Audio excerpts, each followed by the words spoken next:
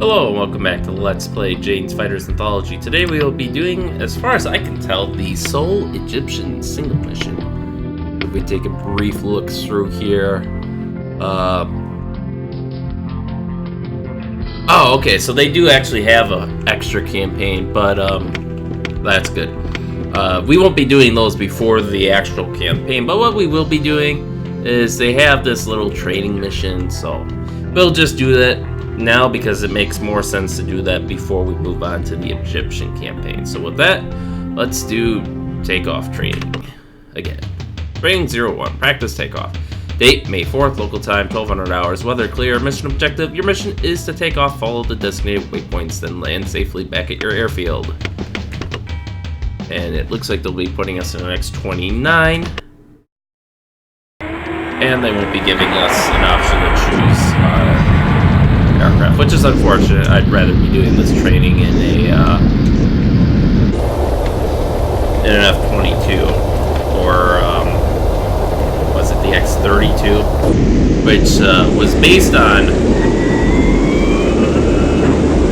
one of the competitors for the Joint Strike Fighter projects, the Boeing X-32. It eventually obviously went to see, this is what I wanted to fly. It obviously went to Lockheed Martin, as we now have a couple hundred F-35s flying around. Alright, so we didn't even have to land. So while we do our waypoints, we can look at our airfield a little bit. We see there's I believe it's a Globemaster, maybe?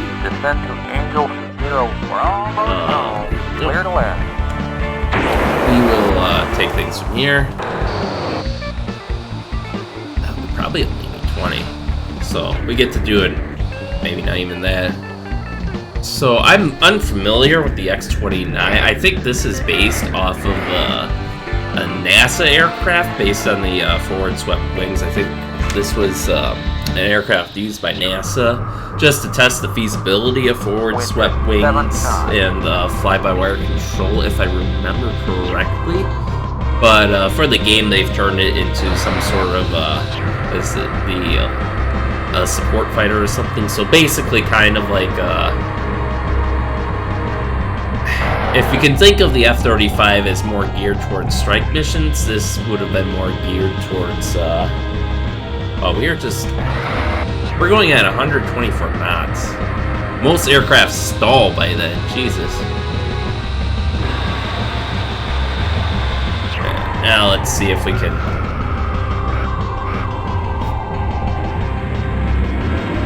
There we go. And actually, what this, if you look at it, this kind of reminds me of the. This kind of reminds me of the F-5 and, by extension, the F-20 Tiger Shark. Now, I don't think we've covered it yet in the game, but the F-5 was a kind of like the U.S. equivalent to the MiG-21. It was just like a light, basic, cheap fighter that the U.S. produced. We used it in small numbers, mainly for our aggressor squads, and then we sold it to allied countries like, I believe, Switzerland, Brazil, maybe? Thailand, I think, maybe had some. South Vietnam, especially. And it was, because back in those days, you had, there was even more stringent export restrictions than what the U.S. had now. Excuse me. So you had Tier 1 allies like Western Germany, the UK, who could access the F-4 Phantom, and then you had Tier 2 allies, which these days would probably be like Saudi Arabia, who would, or Thailand, or hell, even Vietnam these days, in a twist of irony. And these guys, you know, you could only export limited technology to, so that's why eventually the F-5 was pretty successful where it was sold, especially once, I believe it was the F-5E introduced a somewhat decent radar to it. So, was it Northrop Grumman, I think, who made the F-5? See, look at this thing. I have no throttle going, brakes on. We were going fairly slow. It took forever to stop. And Have some chat.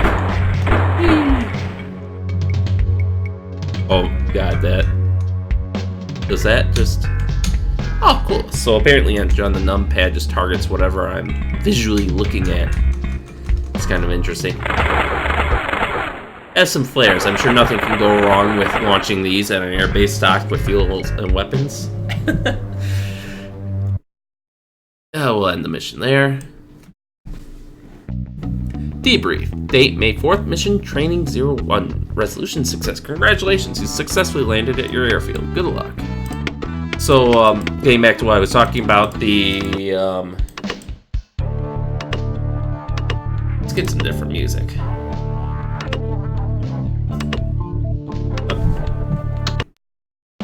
There we go. So, the F5, was a success with allies.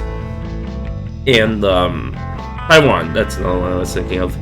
I think we sold them the F5, and they actually made a derivative fighter based on it, I think. In any case, I digress. So, I want to say it was Northrop Grumman, but I can't remember exactly off the top of my head. Who was the manufacturer and developer of the F5. They eventually wanted to evolve the design into the F-20 Tiger Shark. And the F-20